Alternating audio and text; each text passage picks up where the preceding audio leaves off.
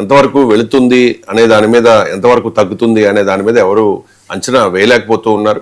గత కొన్ని రోజులుగా బంగారం ధర క్రమేపీ తగ్గుతూ వస్తోంది.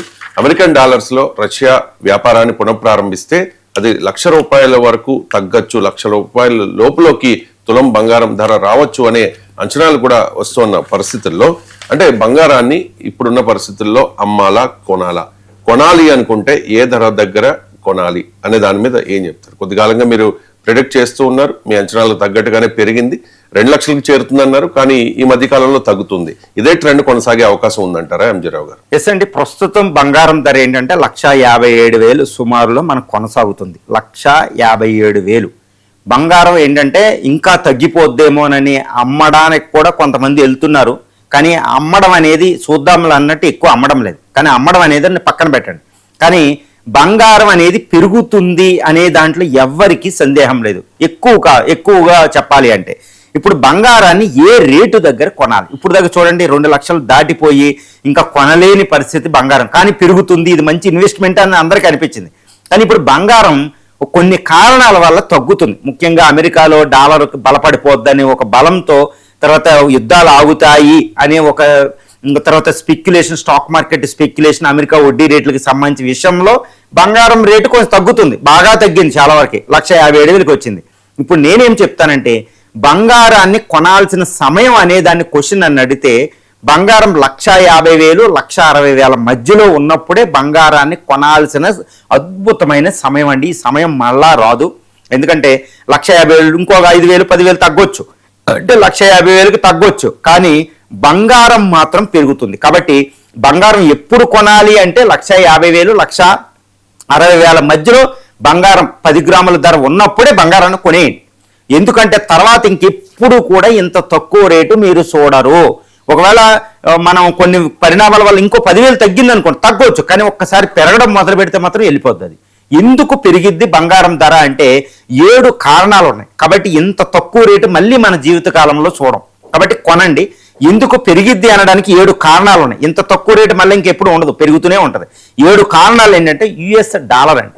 ఎప్పుడు కూడా బంగారం రేటు అనేది యుఎస్ డాలర్ మీద ఆధారపడి ఉంటుంది. ఇప్పుడు యుఎస్ ఫెడరల్ రిజర్వ్ కేంద్ర బ్యాంక్, అమెరికా కేంద్ర బ్యాంకు కీన్ వార్ష్ అనే కొత్త వ్యక్తి అక్కడ చైర్మన్కి వచ్చాడు. దానికి ఇప్పుడు ఆయన ఏంటంటే ధరని, డాలర్ని బలహీనపరుస్తాడు. ఎందుకంటే అమెరికా ఎక్స్పోర్ట్స్ ఎక్కువ అవ్వాలన్నమాట, అది ట్రంప్ కోరిక. అందుకే అక్కడ జెరోమ్ పావెల్ని మార్చి పడేశాడు. ఇప్పుడు ఈ కొత్త చైర్మన్ ఫెడరల్ రిజర్వ్ ఇప్పుడు డాలర్ విలువన వడ్డీ రేట్లు తగ్గించడం వల్ల డాలర్ బలహీన పడుతుంది. ఇందులో ఎటువంటి తిరుగులేదు, లేకపోతే ట్రంప్కు ప్రాబ్లం ఉంది. కాబట్టి డాలర్ బలహీన పడడం అంటే బంగారంకి డిమాండ్ పెరుగుతుంది. కాబట్టి ఇదే అత్యంత ప్రధానమైన కారణం. బంగారం ప్రపంచంలో బంగారం రేటుని డిసైడ్ చేసి ఒకే ఒక్క ఫ్యాక్టరు యుఎస్ డాలర్ అండి. ఇది ఎవ్వరు చెప్పినా మనం నమ్మకూడదు.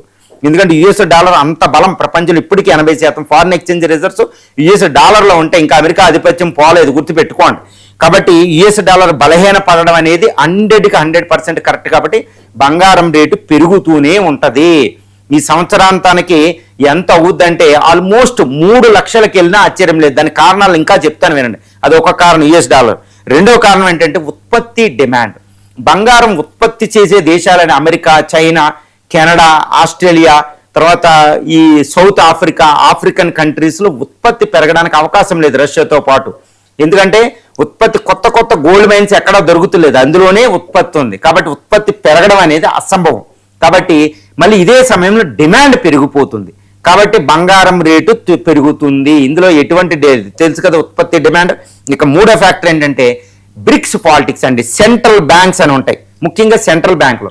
బ్రిక్స్ అనేది పక్కన ఇంకోటి, అది ఒక కారణం. బ్రిక్స్ దేశాలన్నీ బ్రిక్స్ కరెన్సీ తెచ్చి డాలర్ రూపంలో డాలర్ని పక్కన పెట్టడానికి బ్రిక్స్ దేశాలు అయిన ముఖ్యంగా ఈ నైజీరియా నుంచి, ఇండియా నుంచి, రష్యా నుంచి ఈ దేశాలన్నీ ఎక్కువ గోల్డ్ కొనేస్తున్నాయి. కాబట్టి అవి ఎక్కువ ధనిక దేశాల కింద ఉన్నాయి. అవి గోల్డ్ ఉంది అనుకోండి, అవి డిమాండ్ ఎక్కువైపోద్ది. కాబట్టి గోల్డ్ రేటు పెరిగిపోద్ది అవి ఎక్కువ కొంటే.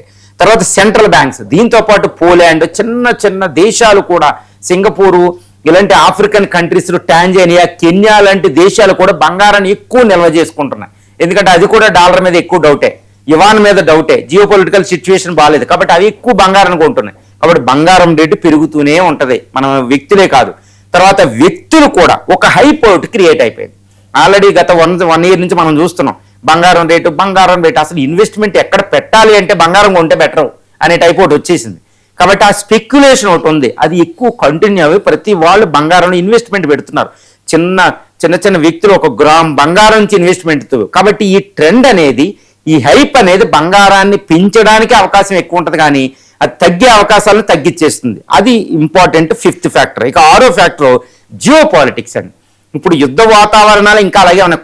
కొత్త యుద్ధాలు 2026 కూడా యుద్ధాల సంవత్సరంగానే ఉండబోతుంది. ఇప్పుడున్న యుద్ధాలు కొనసాగడమే కానీ కొత్త యుద్ధాలు రావచ్చు. కాబట్టి వచ్చే 2026 కూడా జియో పొలిటికల్ డిస్టర్బెన్సెస్ ఉంటాయి, డీగ్లోబలైజేషన్ ప్రాసెస్ ఉంటుంది. కాబట్టి బంగారానికి డిమాండ్ పెరిగిద్ది, బంగారం రేటు పెరుగుతూనే ఉంటుంది. తర్వాత 7వ ఫ్యాక్టర్ అంటే న్యూ కొత్తగా ఏంటంటే బంగారం ఉత్పత్తి చాలా దారుణంగా పడిపోయింది. ఇందాక చెప్పే ఉత్పత్తి డిమాండ్ కాదండి, ఇది ఇంకో ఫ్యాక్టర్ ఏంటంటే కొత్తగా గోల్డ్ మైన్స్ కనుక్కోవడం లేదు. కొత్తగా గోల్డ్ మైన్ కనుక్కున్న గోల్డ్ మైన్ ఉత్పత్తి చేయాలంటే కనీసం 20 సంవత్సరాలు పడుతుంది, ఈజీ కాదండి. కాబట్టి కొత్తగా గోల్డ్ మైన్ అనేది లేదు, ఎక్కడా లేదు. ఉన్న బంగారాన్నే ఈడు కొనుక్కుంటే ఈడమ్మ ఇదే జరుగుతుంది, కానీ కొత్తగా గోల్డ్ ఉత్పత్తి భూమి మీద లేదు, వేరే గ్రహం మీద తెస్తే. కాబట్టి ఇది ఒక చాలా పెద్ద ఫ్యాక్టర్ అవుతుంది. ఈ విధంగా 7 ఫ్యాక్టర్లు, 7 ఫ్యాక్టర్లు బంగారం పెరగడానికే ట్రెండ్ చూపిస్తుంది, కానీ బంగారం రేటు తగ్గిద్దనే ట్రెండ్ ఎక్కడా లేదు. ముఖ్యంగా యుఎస్ డాలరే నిర్ణయాత్మకం. యుఎస్ డాలర్ ఏదైనా బలహీన పడితే బంగారం రేటు పెరిగింది, యుఎస్ డాలర్ బలపడితే బంగారం రేటు తగ్గుతూ ఉంటుంది అనమాట. ఈ ఒక్క ఫ్యాక్టర్ మనకి ఇది వస్తుంది. ఆ ఒక్క ఫ్యాక్టర్ అటు ఇటు ఊగుతుంది, కానీ బంగారం రేటు పెరగడానికి కావాల్సిన ఏ ఫ్యాక్టర్ కూడా చేంజ్ లేదు. కాబట్టి బంగారం రేటు పెరిగిద్ది. కాబట్టి బంగారాన్ని 1,50,000, 1,60,000 మధ్యలో రేటు ఉన్నప్పుడే కొనడం. మళ్ళీ జీవితంలో ఇలాంటి రేటు, ఇంత తక్కువ రేటు మనకు రాదు. అమ్మడం అనేది పక్కన పెట్టకండి. ఎందుకంటే కొంచెం తగ్గినా అదేదో తగ్గిద్ది, మళ్ళీ ఇక్కడికి వచ్చేస్తాయి. కాబట్టి ఇంకా తగ్గిద్ది అని చూడకండి. 1,50,000, 1,60,000 మధ్యలో కొనడం అనేది అది అద్భుతమైన సమయం. రైట్, బంగారం గురించి చెప్పారు, కొనడం మంచి విషయం, ఖచ్చితంగా ఇదే ధరకి కొనండి అని చెప్పి. ఇక వెండి విషయానికి వస్తే 4 లక్షలకు టచ్ అయిన వెండి కిలో ఇప్పుడు 2,80,000, అంటే 1,20,000 రూపాయలు తగ్గి